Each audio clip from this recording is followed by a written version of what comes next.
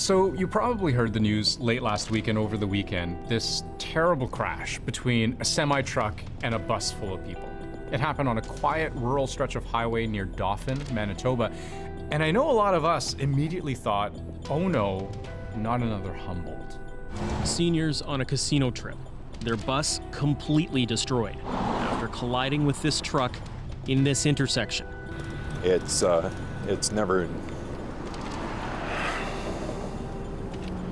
never an easy process responding to these. And if you remember the Humboldt bus tragedy 5 years ago, the comparison's quite easy to make. Both are tragic Canadian bus crashes that instantly killed more than a dozen people. Both happened near small towns, the kind of places where everybody seems to know everybody. Well, of course, it's a small community, and sometimes that 6 degrees of separation is a lot less than what we think. It's a Dauphin bus, and we all know people that are gone. And both crashes featured a very similar type of crossing called an at-grade intersection. It's basically where you have a highway meeting a local road, but at the same level with no tunnels or bridges. They're very common, sometimes very dangerous. I don't like them. I don't think we should have any intersections like this on the Trans-Canada Highway. I think it should all be cloverleaf interchanges. But there are some really big differences between the crash near Dauphin and the crash near Humboldt that will affect not just the way we cover these stories, but how they play out too. The way we grieve, even to the way the courts become involved, should this become a criminal matter. On June 15th, a bus carrying 24 people, most of them seniors, on a day trip from a small city called Dauphin, they were heading to a casino a couple of hours away. They were happy to head off that morning. I spoke to a number of the people going on the bus, and they were excited and to have a nice day away. And then tragedy. Police say a semi with a full load was heading east on Highway 1. That's the Trans-Canada.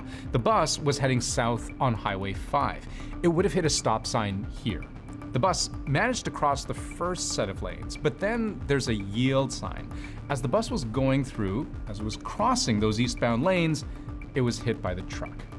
15 people on the bus were killed. 10 more, including the driver, were sent to hospital. Forensic experts are still trying to figure out who the victims are, as accident reconstructionists begin the meticulous task of sorting out what actually happened.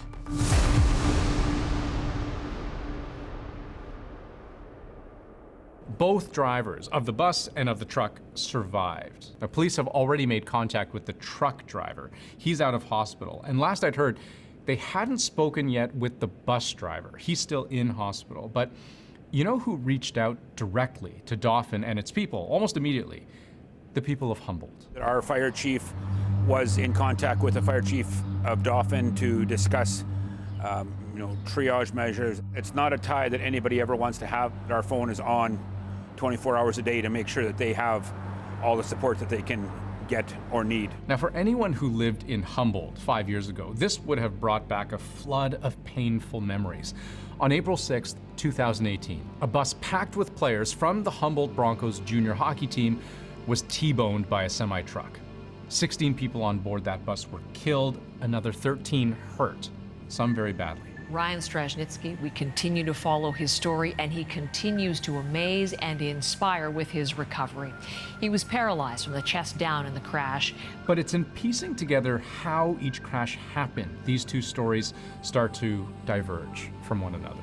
The driver charged in the Humboldt crash that killed 16 people is in court this morning for his first appearance in what is likely to be a lengthy trial.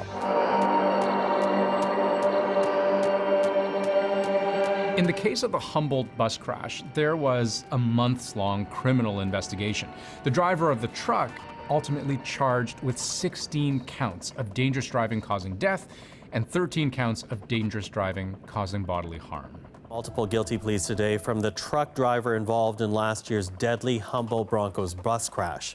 He pleaded guilty, was sentenced to 8 years, and is actually out now, granted full parole earlier this year. But he was at fault. He blew through a stop sign, never even braked, before smashing into the bus. The Dauphin crash, on the other hand. Both vehicles are going to undergo a very extensive analysis, mechanical analysis, and we have certain tools and techniques that we can hopefully gather that information. Police have been clear from the outset. They checked the truck's dash cam footage, and they say the truck had the right of way. So why didn't the bus driver see him coming? At this time, we don't know. We don't know why the bus proceeded into the lane there. That is something that we're going to continue to look into, though. It's worth remembering, yes, the RCMP is investigating. No, we don't know if any crime was committed here. You know, in the Humboldt crash, the truck driver initially claimed he missed the stop because the sun was in his eyes, which police later discounted because given the sun's position in the sky at that time of day and the make of the truck, that just wouldn't have been possible. It was after that revelation, Jaskirat Singh Sidhu pleaded guilty to all counts. But with the Dauphin crash, we don't know anything about why it happened. Was this a case of inattention, inexperience, or was there some other perfectly reasonable, terribly tragic explanation? Maybe there was a medical emergency on board, or a distraction of some kind, or even the sun. We don't know. And that's one way we may start to see a major split in how we perceive these two stories. We are now entering a phase where those answers will be a bit further apart due to investigational steps. We plan on having a press conference in the coming days to focus on the families.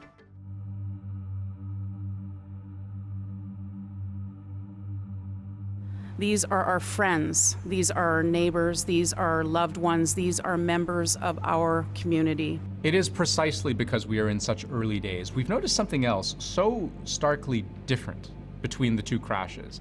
By all accounts, Dauphin is mourning quite privately. People aren't sure what to do, right? I mean, we don't have complete answers. You know, in the case of Humboldt, we knew almost immediately who was on that bus. The team, on its way to a game. You know, they were young, they had stories, they had futures. Parents, sports teams, they all rallied. There were fundraisers, monuments, incredible stories of recovery. News traveled around the world. In Dauphin, all of the deceased have significant facial trauma, so identifying them visually is not possible. Officials have been so careful here. You know, after the crash in Humboldt, there was a case of mistaken identity. A survivor declared dead, and one of the deceased discovered to be alive. We were made aware of an error that had occurred in the identification of two of the individuals. Goes without saying, nobody in Dauphin wants to get this wrong. So right now there is a small public memorial, flowers by the crash site. There's the occasional sign, "We love you, Dauphin, Dauphin strong." But this is a community largely mourning behind closed doors. And people can gather here, they can talk, they can be with other people when they might feel alone. It's happening in smaller pockets with people that they're very close to. I know that our ministerial association had some special parts of their Sunday services that dealt with the situation that happened this week. The most glaring sight today, a scar in the earth where the bus wreckage burned, at that impossibly difficult place where we know what happened, but can't explain why. We'll be right back.